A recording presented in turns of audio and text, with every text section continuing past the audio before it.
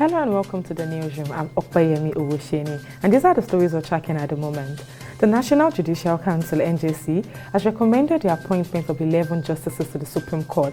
In a statement by the Apex Court Director of Information, Soji Oye, the recommendation was made at the 104th meeting of the Council in Abuja on Wednesday. The recommended candidates will be sworn in after the approval of the recommendation by President Bola Tinubu and the subsequent confirmation of the appointment by the Senate.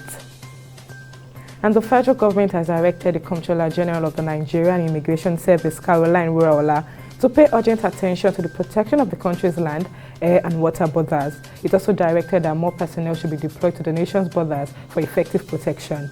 Minister of Interior Olubunmi Tunji-Ojo, who disclosed this at the decoration of the CG and 6 DCGs in Abuja on Wednesday, also urged the newly decorated officers to prioritize the welfare of Nigerians in need of travel documents. And the Senate President Godswill Akpabio says the National Assembly will give priority to bills and laws concerning persons with disabilities to ensure their inclusivity in the affairs of the country.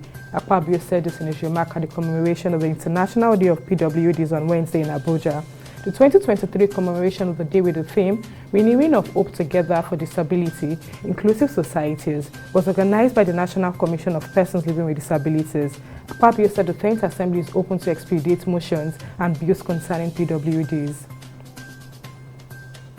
And a federal high court sitting in Abuja has granted a garnishee order freezing no fewer than 24 bank accounts belonging to the Kano State government over 30 billion compensation to incorporated trustees of Malashi Eid shop owners and traders association for demolition of their shops in the state.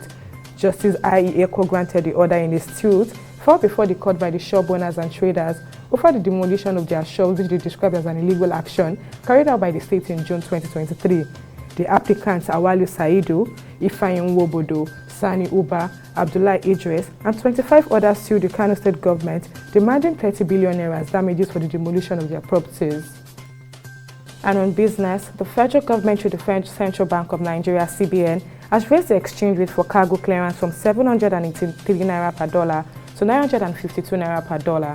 This is coming barely 3 weeks after the rate was increased from 757 naira per dollar to 783 naira per dollar. In November, the exchange rate for cargo clearance was raised from 757 naira per dollar to 783 naira per dollar, representing a 3.4% increase. And on the foreign scene, Britain's ruling Conservative Party was in disarray on Wednesday after its immigration minister Robert Jenrick quit over legislators regarding sending migrants to Rwanda as hardliners turned the screw on Prime Minister Rishi Sunak. The bombshell resignation came after Rwanda warned that it will pull out of the treaty to accept migrants if UK does not respect international law. Jenrick had previously promised publicly to do whatever is required to clamp down on illegal migration to the UK, even if that meant withdrawing from the European Convention of Human Rights, ECHR.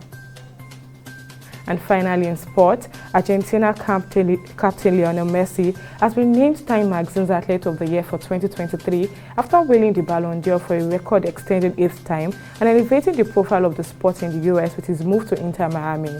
Messi played a key role in guiding Argentina to their first World Cup title in 36 years when they beat defending champions France in the finals in December last year. And that's it on the newsroom at this moment. Many thanks for joining us. I'm Okpayemi Owoseni. Bye for now.